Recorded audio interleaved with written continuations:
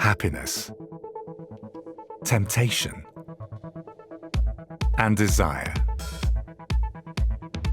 To become one with another person. It's called love, and is much more than a feeling. Es gibt Liebesglück, es gibt Liebesleid, es gibt Eifersucht, es gibt die sexuelle Lust. Und gleichzeitig gibt es sie in dieser Form, wie Menschen sie empfinden, bei anderen Tieren ja nicht. Und insofern ist es natürlich schon sehr spannend, warum diese Liebe in ihrer Intensität beim Menschen so entstanden ist. I think it's important not to reserve the word love for romantic relationships, but to see how it plays out in everyday interactions. People think of love as a very passive experience. You just fall into love or you fall out of love. And in a way, that's very immature and irresponsible, because if you're trying to make a partnership work with someone, you want to understand a little bit about how love works. That's exactly what scientists around the world want to find out. What exactly is love? What happens in our hearts and brains? And how can you make love last a lifetime?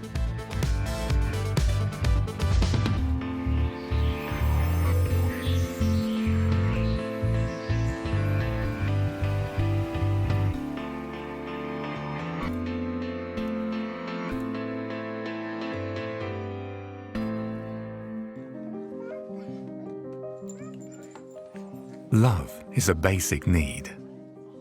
As babies, we experience it for the first time. Parental love is instinctual and unconditional. Mothers and fathers love everything about their babies. The way they look, the way they smell, the sounds they make. For a mother, being close to her child eclipses all other needs. This is biologically pre-programmed because human babies cannot survive without parental care. For them, parental love is as important as food and drink. Here's baby 106. The American psychologist Harry Harlow proved this in the 1950s with controversial experiments in which he separated baby monkeys from their mothers. Now we'll take the baby monkey out and put in a wire mother. Harlow wanted to prove the importance of caregiving and companionship. The monkeys were fed from a bottle of milk hanging from a wire mother. A second mother had a face and a fur coat, but no milk. The monkeys briefly went to the milk mother to drink, but spent the rest of their time with their cuddlier fur mother. When the monkeys grew up, they showed severe signs of social disorders. These experiments proved for the first time how vital maternal love is. Researchers today employ less cruel techniques to find out how important love is for babies. For example, by analyzing their saliva. When a child feels stressed or anxious, the stress hormone cortisol can be found in its saliva. Jona and her mother Hilke take part in a so-called still face test, in which the mother is not allowed to show her child any affection for 2 minutes. Jetzt kommt das Stillface, die Mutter dreht sich weg und das Kind sieht sich plötzlich, gleich wird es das bemerken, da sieht es das, da merkt es das, dass die Mama nicht mehr aufs Kind reagiert, was für das Kind ein Stressor darstellen kann und wo man jetzt schauen kann, wie reagiert das Kind, wie geht es damit um.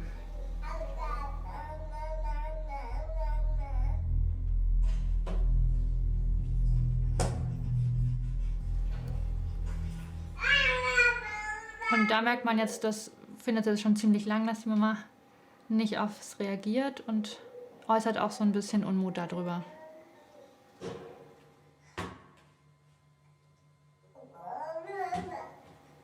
Wenn die Mutter sehr sensitiv auf die Affekte von dem Kind eingeht und das Kind auch lernt, wenn ich traurig bin, wenn ich wütend bin, meine Mama ist für mich da, dann kann es auch lernen, ich kann mich auch später auf andere Personen verlassen oder ich kann mich an andere wenden, wenn ich Hilfe brauche.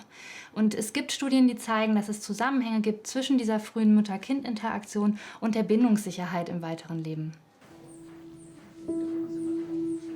So our experience of love during early infancy shapes our ability to form meaningful relationships later in life. But there are some mothers who cannot feel love for their babies, for example, because of postnatal depression. The researchers want to find out which factors influence the maternal bond. Using a scanner to determine the blood flow to the reward center in the mother's brain, they can measure maternal love. Super, wenn Sie bereit sind, starten wir die Neurofeedback-Aufgabe. Ich bin bereit. Gut, dann geht's gleich los. The researchers see the same baby photos as the mother lying in the scanner. A gauge shows how strongly the mother's reward center is activated. The mother sees this too, and this enables her to determine how strong her maternal bond is. This process is called neurofeedback. Oh, und jetzt sehen wir es ja schön, dass es schön nach oben reguliert kommt, in den grünen Bereich. Und das würde typischerweise eben eine Mutter mit einer guten Bindung kriegt das hin. Für eine Mutter mit einer schlechten Bindung ist es schwieriger. Und das ist ja auch die Grundidee von dem Neurofeedback, dass wir was nicht so gut funktioniert, was hypoaktiv ist, also zu wenig aktiv ist, trainieren, dass es aktiver wird.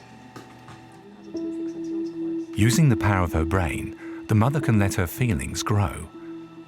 And she's able to straight away see the positive results of her exercises. Genau, das ist die Idee. Wir trainieren es wie ein Muskel.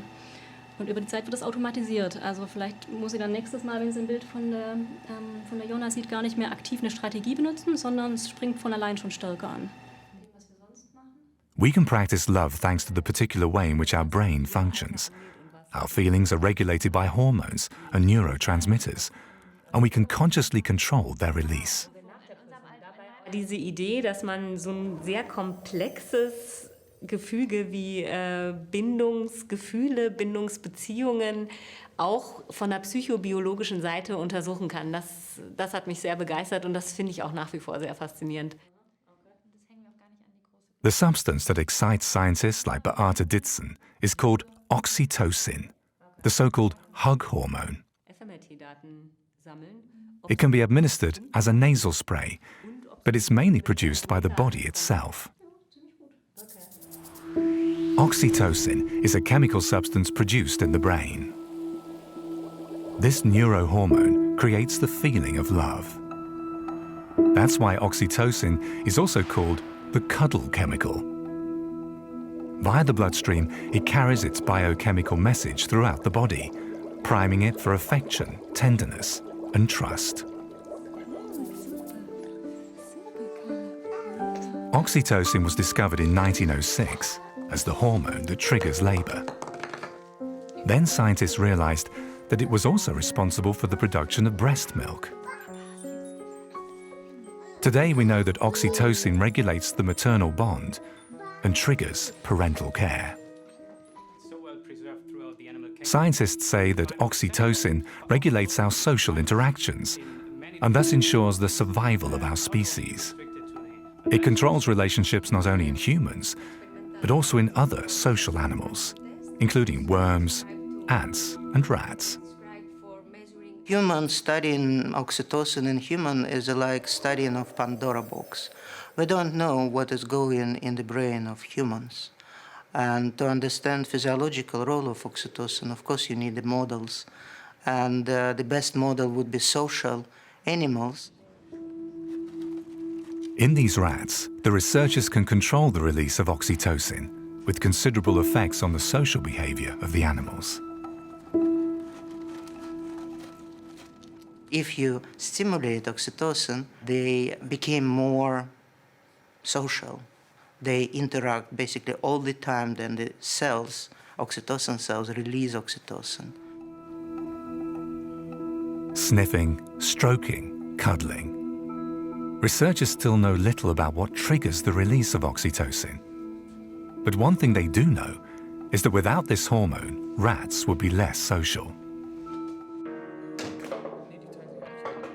And humans wouldn't fall in love. Infatuation is like a biochemical explosion, and oxytocin sends lovers' hearts racing. Quite literally, because the heart is particularly susceptible to its effects. Recent studies show that it can even produce the hug hormone itself. But love creates even greater chaos in the brain.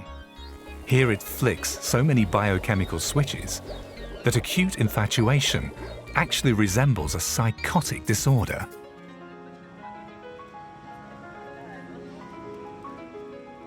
Our highly developed mind goes crazy in love.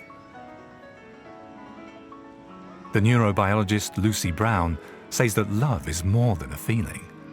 Love is a drive, like hunger and thirst. And what's more, love really does make us blind. It's the front of the brain that is constantly judging other people. Just as you walk down the street, you see someone coming towards you. You may notice their shoes. You may notice how they walk. Is their hair long? How unusual are they? We're constantly engaged in social judgments. People who are in the early stages of romantic love, when we look at the functional activity, shut this part of the brain down. You just don't engage in social judgments of the person you're in love with. You shut off that judgment. During infatuation, evolutionary old structures of our brain take over. It's here that all these hormones are produced that influence our behavior so heavily that love is a feeling we simply cannot control.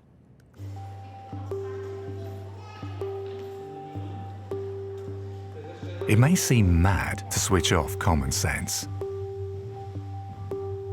But for the evolutionary biologist Thomas Juncker, the craziness of love makes perfect sense. Aus Sicht der Biologie ist es eindeutig, die Liebe, also zwischen Mann und Frau, die Liebe ist entstanden der Kinder willen. Man muss sich überlegen, selbst in so einer Jäger- und Sammlergruppe dauert das sicher 3, 4, 5 Jahre, bis so ein Kind einigermaßen mit dieser Gruppe mitlaufen kann.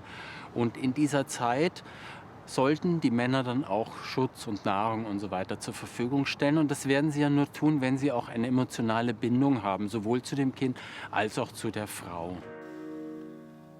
But why her? Why him? Why are we attracted to some people but not others? At first, it's all about looks. In the blink of an eye, we scan our potential partner and collect information about their age, health, mood, and social status.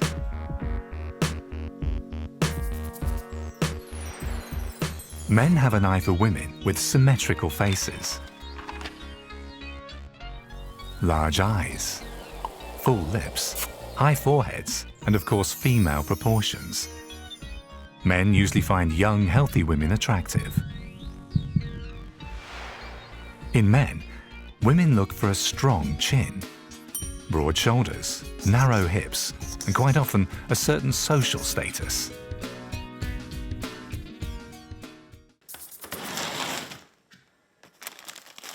But in the end, the chemistry has to be right. More precisely, the body odor. Our nose is not as easily fooled as our eyes, as this test tries to show. Hallo. Hallo. Schön, dass Sie da sind zu unserer Studie. Ich sehe, Sie haben die Proben ja auch schon dabei. Dann können Sie mir die berichten. This student couple is taking part in an experiment. Everyone brings a t-shirt they wore overnight. The test persons are now offered 5 t-shirts worn by strangers, plus that of their partner. They have to evaluate which odors they find attractive. People can sniff out other people's immune systems and usually choose partners who have a different immune system to themselves. This way, nature ensures that the offspring get a good mix of defense mechanisms. But olfaction scientist Ilona Croy wants to know whether we really always prefer a foreign smell to a familiar one. She lets mothers sniff at rompers worn by their own babies and worn by strangers. She says that mothers prefer the smell of their own children because they smell like themselves. But all this changes with puberty. Da muss irgendwas passieren im Körpergeruch. Unsere Hypothese ist, dass da etwas passiert, sobald der Körpergeruch sich zusätzlich noch mit den Sexualhormonen mischt. Das heißt, Die Mutter, genauso wie auch der Vater, mag dann typischerweise nicht mehr sehr den Geruch des eigenen Kindes, und auch andere uns ähnliche, genetisch ähnliche Menschen finden wir nicht gut, finden wir üblicherweise nicht attraktiv. Und das ist evolutionär wahrscheinlich ein sehr bedeutsamer Mechanismus, was eben dazu führt, dass wir für die Partnersuche außerhalb von unserer eigenen Gruppe suchen. Ja, wir fangen an mit der ersten Probe und einmal schnuppern. The study also confirms the assumption that women sniff out genetic differences better than men, who don't seem to have a nose for this. Beim Mann ist das so, dass dem Mann die genetischen Parameter egal sind. Danach bewertet er gar nicht. Was der typische Mann gut findet, ist die Partnerin. Also der Geruch, der ihm vertraut ist. Und zwar je länger der Mann mit der Frau zusammen ist, desto besser findet er den Geruch. Das ist ein reiner Gewöhnungseffekt, den wir da sehen. Kommen wir mit der zweiten Probe. Die Frage So it's the woman who gets a whiff of whether the man is a good genetic match or not, unless she's on the pill. Da gibt es also eine ältere Studie von 1995, die schon mal gezeigt hatte, dass Frauen, die die Pille benutzen, die genetische Ähnlichkeit eines Mannes anders bewerten, als wenn sie nicht die Pille benutzen. Und in unserer Studie hat sich das jetzt nochmal bestätigt. Wir sehen also genau das Gleiche, nämlich Frauen, die die Pille benutzen, verhalten sich ähnlich wie ein Mann eigentlich. Denen ist die genetische Ähnlichkeit nicht mehr wirklich wichtig. However, scientists are still unable to say whether using the pill really influences a woman's choice of partner. But what's certain is that the first kiss is a kind of litmus test.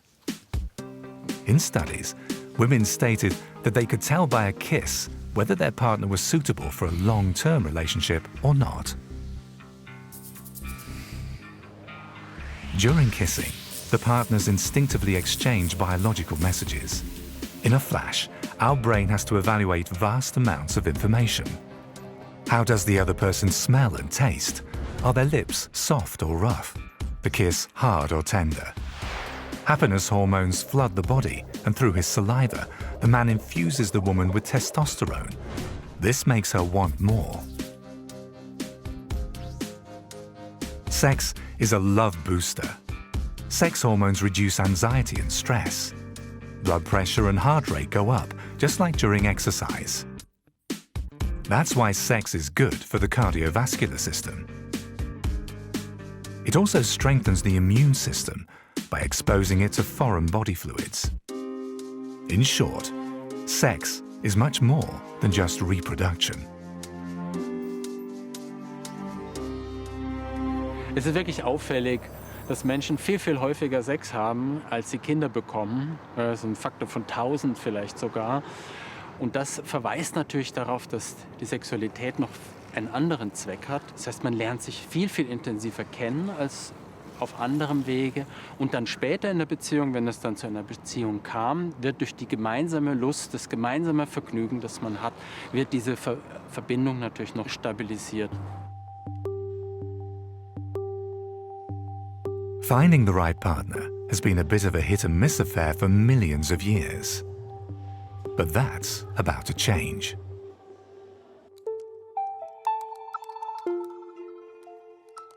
More and more singles meet online rather than at parties, in the pub, or at work.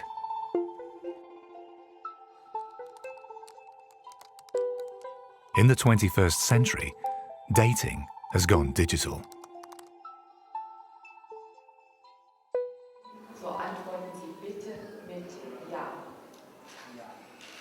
Bianca and Mark met online and have been together for 14 years.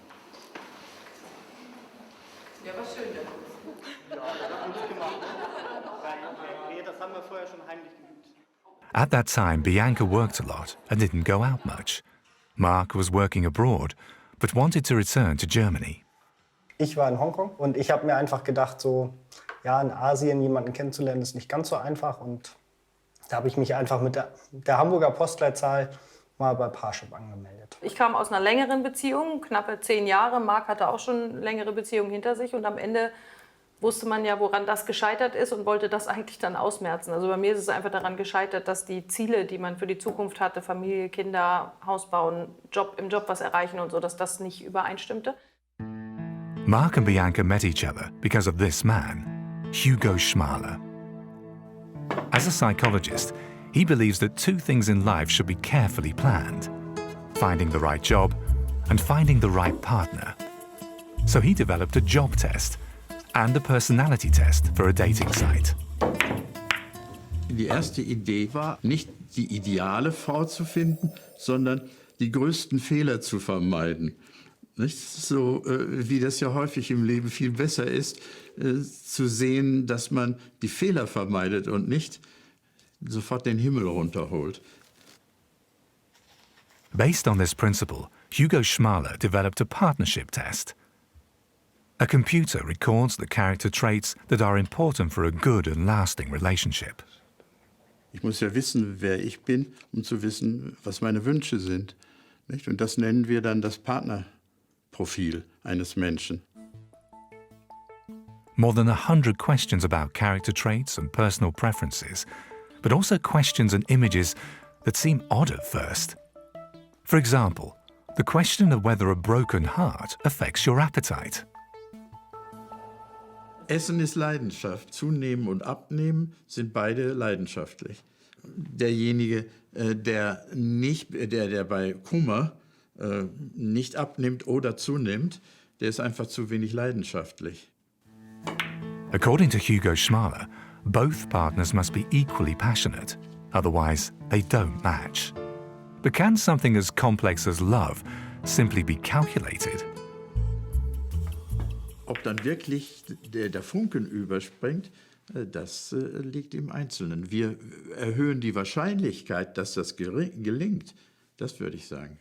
Also der Weg ist digital, aber das Lieben ist noch analog. Mark and Bianca exchanged messages for weeks before they met for the first time. Wir haben uns am Flughafen in Hamburg getroffen. Ich hatte dann auch so einen schönen glitzernden, silbernen Anzug an. Den fand Bianca richtig toll. Aber du bist ja auf mich zugekommen und hast mich gleich geküsst. Das war ja schon mal, also... Ja, natürlich, wir kannten uns ja auch schon sehr lange. Das war mir ein bisschen zu viel, aber okay.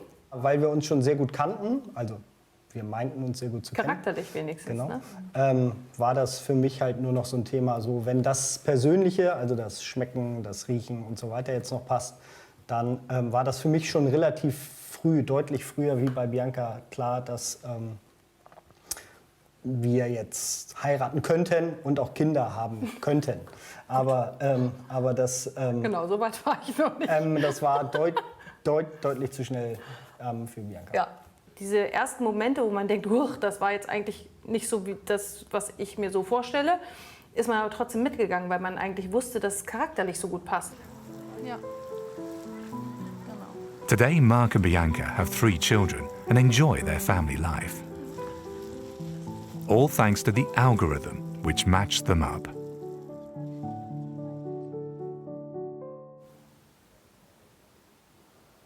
Scientists are just beginning to study online dating and its impact on love. Like sexual therapist Melanie Büttner. Wenn ich jemanden kennenlerne, so zum Beispiel in der Disco oder irgendwo beim Abendessen mit Freunden, dann nehme ich von dieser Person ganz, ganz viele Dinge wahr. Also ich nehme wahr, wie gibt die sich, wie hält die sich, so die Haltung, wie bewegt die sich, die Mimik, wie ist die Sprache, vielleicht wie ist der Geruch. Also ich nehme sozusagen mit allen Sinnen, auf allen Kanälen nehme ich diesen Menschen wahr, möglicherweise schon bevor ich das erste Wort gesprochen habe. Und das ist das, was beim Online-Dating einfach rigoros anders läuft. Aus dem Grund wird auch gesagt, im Online-Dating werden aus dreidimensionalen Menschen zweidimensionale Informationsdarstellungen. Ironically, modern technology promotes traditional concepts such as marriage. Die Ehe ist immer noch in. Also es gab weniger Eheschließungen seit den 50er Jahren, aber jetzt seit Beginn des Jahrtausends in etwa ist es gleich. Es gibt sogar in den letzten Jahren weniger Trennungen. Das heißt, die Beziehung, die feste Beziehung als Institution und auch als Ideal, als Wunsch von vielen Menschen hat immer noch einen großen Belang. However, this is not true for all countries. In Japan, for example, increasing anonymity has brought about a new trend. Many women want to have a wedding, but just for the beautiful ceremony, and not for the often less beautiful relationship. Hence the idea of solo weddings, without knights in shining armor. ただドレス着ることはもう明日できちゃうことなので、それは実現今本当可能な範囲のことだから、今一番自分にとっての今はドレス着ることが今は一番大事。パートナーはそこまでなんかこう作んなきゃ私なんかこの世にねみたいな。According to statistics, 1 in 2 Japanese under the age of 30 has never had sex and has never had a partner. In Japan, relationships are out. Maybe that's because a relationship can become routine. This usually happens after about 2 years. Emotional turmoil turns into tranquility. Some couples separate, but others enter a new phase of love. Support and security become more important than passion.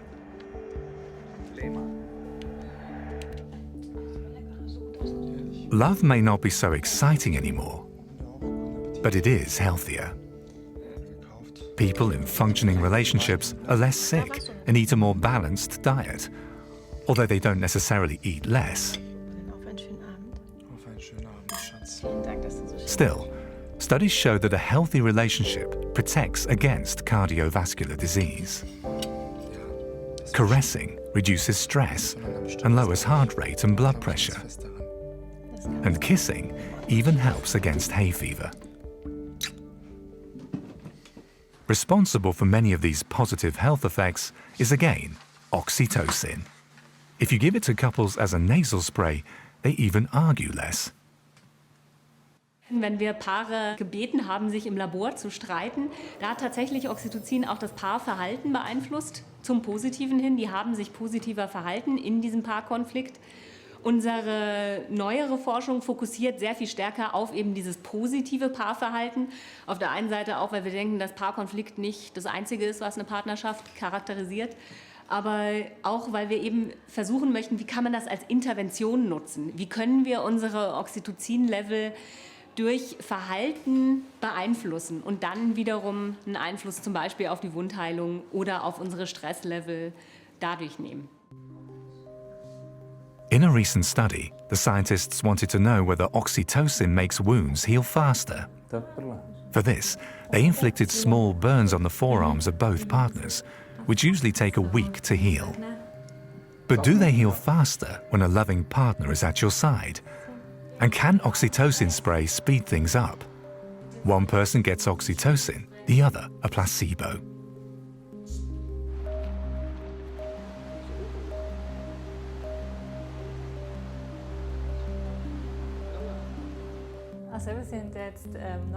A week later, the astonishing result. The nasal spray made him care more for her. She felt better, and that's why her wounds healed faster. This could be because oxytocin reduces stress levels. The scientists regularly tested the participants' saliva for cortisol. Our body releases this hormone as a reaction to stress. But oxytocin seems to interfere with this mechanism. Was wir in den Werten sehen können, ist, dass zu den Zeitpunkten, in denen die Studienteilnehmer Oxytocin eingenommen haben, tatsächlich ihre Cortisolwerte niedriger sind. Und das könnte ja ein Mechanismus sein, warum Oxytocin die Wundheilung beeinflussen kann. So love can actually have healing powers. Oxytocin, with its biochemical benefits, can make our lives not only more beautiful, but also healthier.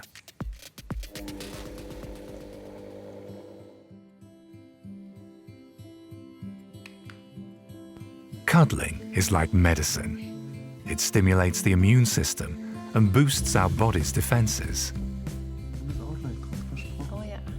Stroking activates pressure sensors in our skin and this releases oxytocin. But it also activates a very special nerve, the vagus nerve. This nerve regulates the activity of almost all our internal organs. It controls feelings of fear and stress, but also of love and satisfaction. For psychologist Barbara Fredrickson, a well-trained vagus nerve is essential for a healthy life filled with love. It's a key way in which our brain and heart communicate.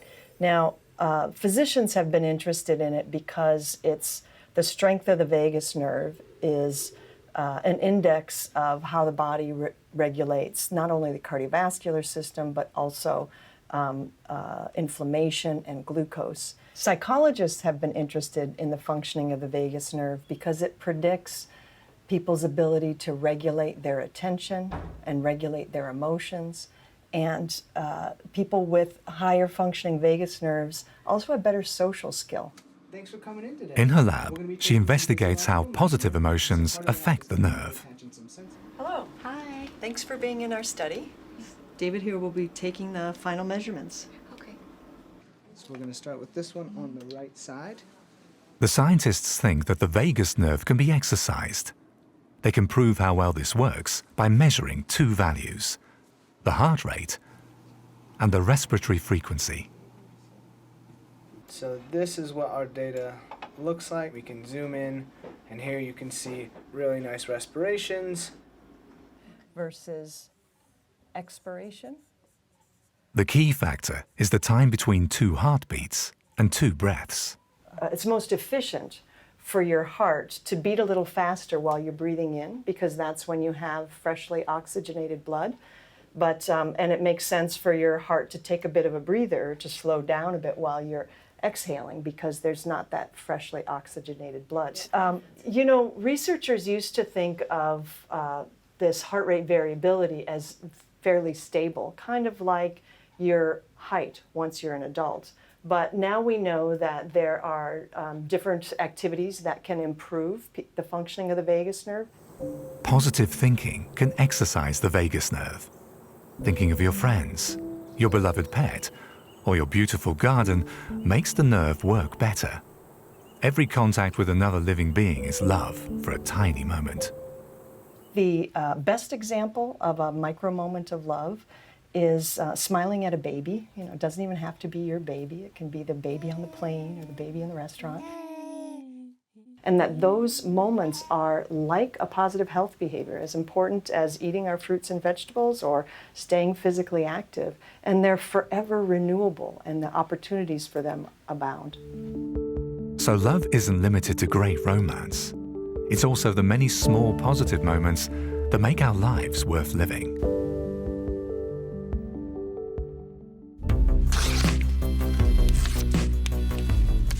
But love can also hurt. A breakup can cause emotional suffering and physical pain. A severe form of heartache even has a clinical definition: broken heart syndrome. And it can kill. The symptoms are the same as for a heart attack. The heart suddenly stops beating properly. Women after menopause are particularly affected. Elizabeth Pompili almost died of broken heart syndrome. A year ago, she lost her partner. His death brought back memories of a terrible accident 20 years ago. Da war ja 98 der Absturz in Halifax und da war meine Tochter bei, sie arbeitete da auf dem Flugzeug und das war natürlich dann ein Schock. Das kam so plötzlich. Aber ich habe funktioniert, weil mein Mann, der war total am Boden zerstört, seine Tochter nicht mehr und da musste ich sehr stark sein. Shortly after the death of her daughter, her husband passed away. And when Elizabeth Pompili's new partner died a year ago, her heart finally broke. Ich habe meine Tochter geliebt, ich habe meinen Mann geliebt und meinen Partner. Und dann verlierst du dreimal. Ich meine, ich bin ja nicht die Einzige auf der Welt, die jemand verliert. Aber jeder Mensch muss dann irgendwie mit dem umgehen. Her heart stopped working. When she was admitted to hospital, the doctors initially thought of a heart attack. But the results of the cardiac catheter examination surprised everybody. Elizabeth's heart vessels were in perfect health. The heart had collapsed for another reason: broken heart syndrome.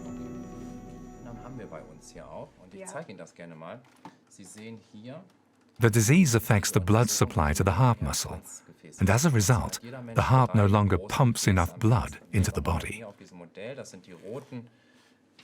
Linien, die Sie hier sehen, das sind die Arterien am Herzen. Und diese Arterien, beim Takotsubo-Syndrom ist es eben eine Erkrankung, wo Emotionen, sei es nun Liebe, also positive oder auch negative Emotionen, zunächst im Kopf entstehen und dann sich auf das Herz übertragen. Also der genaue Pathomechanismus ist nicht bekannt. Wir gehen davon aus, dass es eben zu einer überschießenden Stressreaktion vom Gehirn auf das Herz kommt.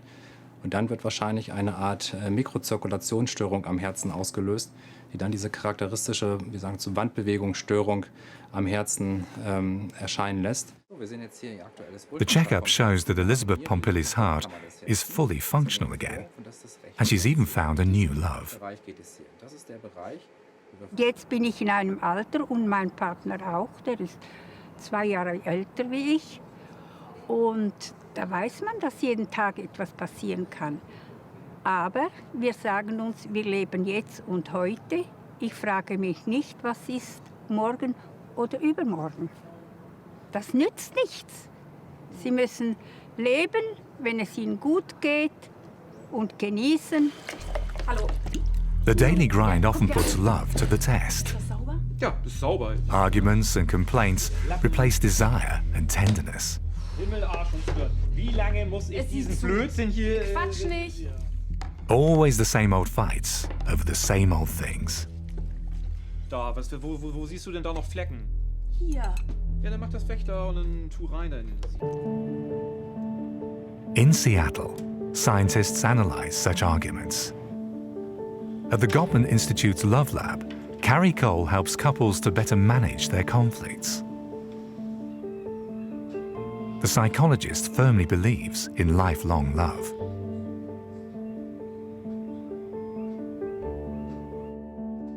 Oh, absolutely. My parents were married for 58 and a half years when my father died, and he was her knight in shining armor and she was his princess. That's the way it always was. So I do believe in that. I do believe that it's important. The way that we speak to people and treat people is very important.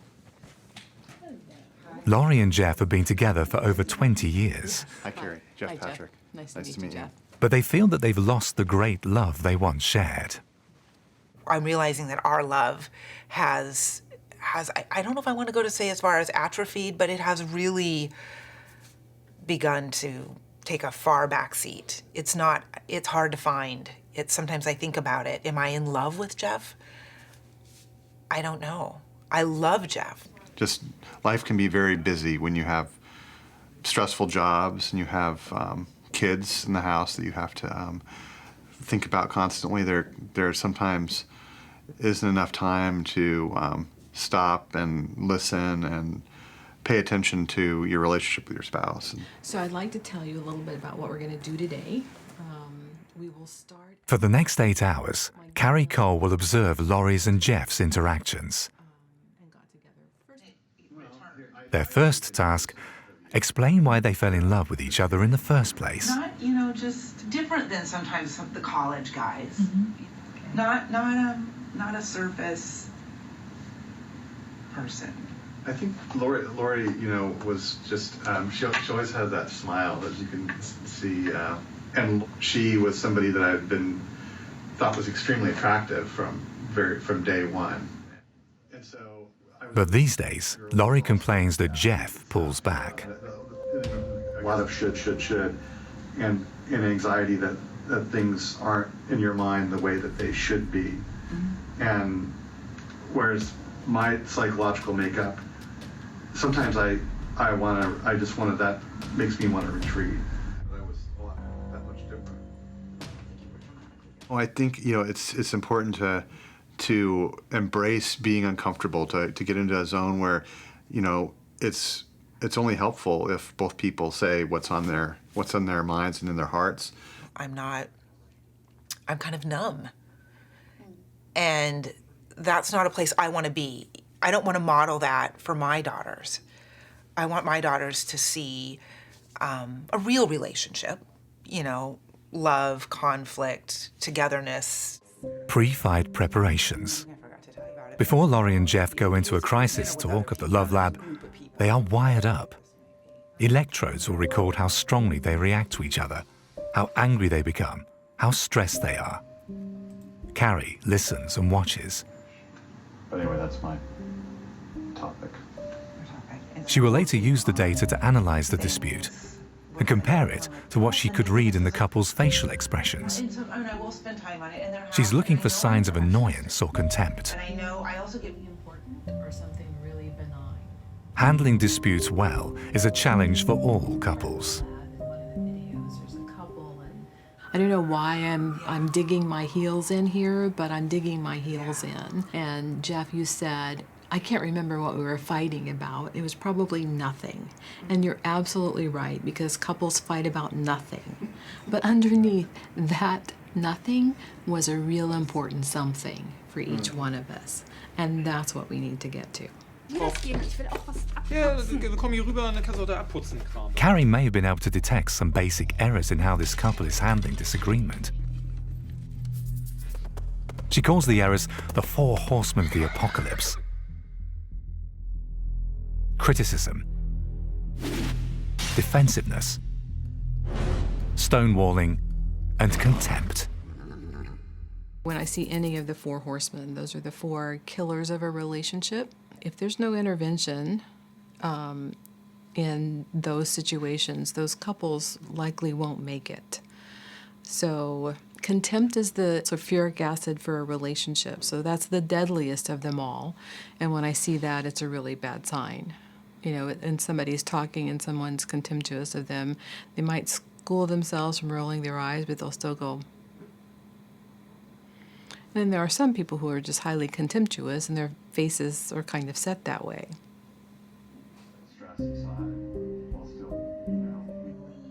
Laurie and Jeff watch the recording of their argument and actually discover the 4 horsemen every now and then.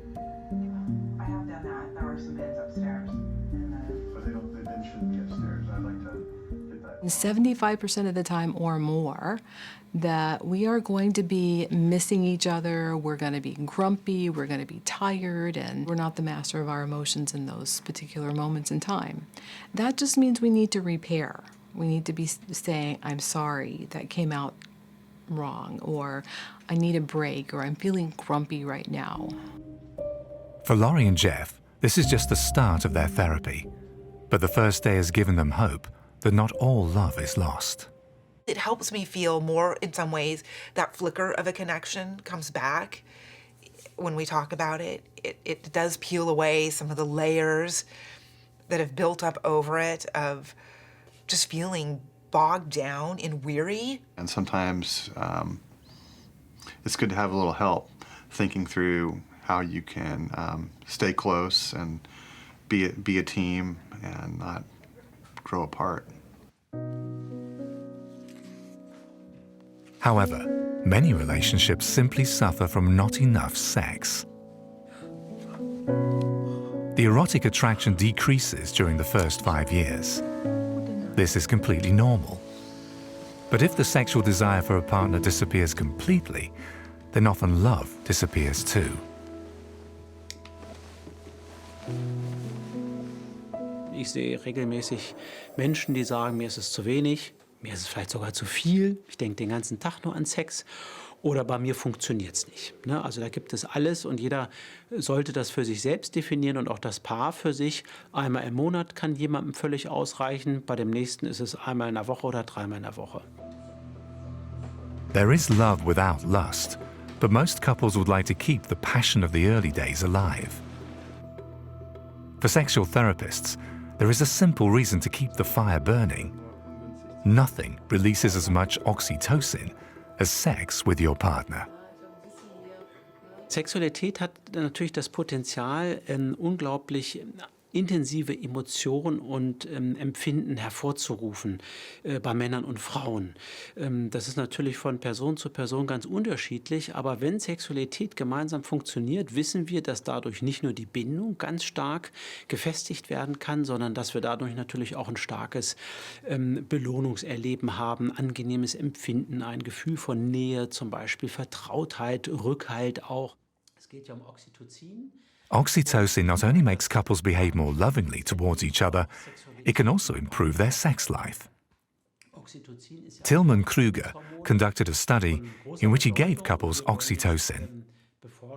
Mit Oxytocin können wir was bewegen, aber auch nicht so, dass wir da die sexuelle Lust anwerfen würden. Unsere Paare in unseren Studien gaben an, okay, die sexuelle Interaktion war von anderer Qualität, es war möglicherweise intensiver auch etwas näher, aber die haben nicht angegeben, dass die sexuelle Lust plötzlich mehr war. Also das ist sicherlich kein Lustmittel. Nature never intended us humans to live together as couples for all our lives, but only until our offspring has grown up. Today, however, we want to make love last forever.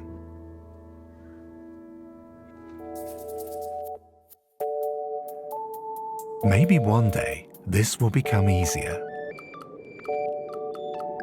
thanks to a pill that can keep love blossoming.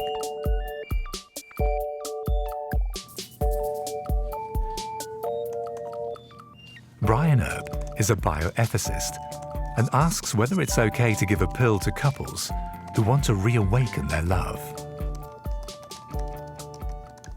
The more we learn about the neurochemistry of love, the more we'll have the opportunity to intervene in that neurochemistry. And no one had really made that point before. If we understand these systems with biotechnology in the future anyway, we might be able to actually modify the systems. And then we'll have something like real-life love drugs, and we'll have to decide the ethical implications of that. Brian Erb thinks that at times, such a pill could work wonders. When we touch our partner, or we have a massage, or we kiss, or we hug, or we have an orgasm, these are things that radically boost our oxytocin levels from the inside. But some people have a hard time with touch in their relationship, for example. Maybe they don't find it naturally easy to have the sorts of experiences that would allow oxytocin to release naturally. Well, then you might think maybe an artificial supplement of oxytocin could help people in this kind of situation. But there is a substance that could work even better than oxytocin. I started to grow a little bit skeptical about some of the oxytocin research just because there's some evidence that some of these findings are small or maybe unreliable. So there might be an effect, but it might be a small effect. But there's this other drug that people already were using back in the 1980s, MDMA, which is sort of it's the main ingredient in ecstasy, what people use as the party drug. But before it was banned, before it had this reputation as being something that was used on the dance floor, it was being used in a therapeutic setting. So a professional counselor would bring in couples. The psychologist Ingmar Gorman belongs to a team of scientists in New York who are allowed to treat people with psychedelic drugs under strict supervision. As part of a study, he administers ecstasy to people who suffer from severe trauma, such as war veterans. MDMA has many different effects. Generally, people can feel a sense of well-being. Some people maybe report feeling less afraid. A first step for people who want to reconnect to their emotions after traumatic events. They are really cautious to talk about the trauma because when they do, they feel very activated and afraid. And so what the MDMA may be doing is temporarily helping them feel more safe, which then allows them to get in touch with some memories, some emotions, some thoughts. So they may be talking to us about their relationships, their traumas, and really connecting to us. And so this 8-hour therapy session that takes place when they're on the MDMA is a kind of combination of looking in and also engaging socially. This ability to open up could also be the benefit of a love pill. magazines and books have all sorts of self-help advice. Oh, go on a sexy vacation and do this and do that and try to rekindle the feeling of love. And so there's clearly a desire that people have to bring a feeling of warmth and connection and attachment into a long-term relationship where that feeling maybe has started to fade. They go to couples counseling. They'll try just about anything. And so the suggestion here is just that there's one more tool you could add to that arsenal where it could be very helpful for a couple to take the drug and the cases where it might be dangerous for the couple to take the drug. And just as with any medication or any drug that we might take in any context, there are situations where it can be helpful and beneficial and others where it can be a crutch. Whether with medication or without, the question of how to make love last will keep love researchers busy for some time to come. But one thing is certain, love is precious. We have to handle it with care and breathe new life into it every day.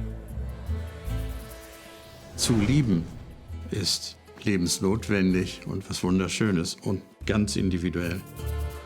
Well, first it's romance and then it's fun. Okay, so you have to do things to keep your romance alive and exciting. Wir können ohne Liebe leben, aber wir werden nicht so gut leben, wie wenn wir sie haben.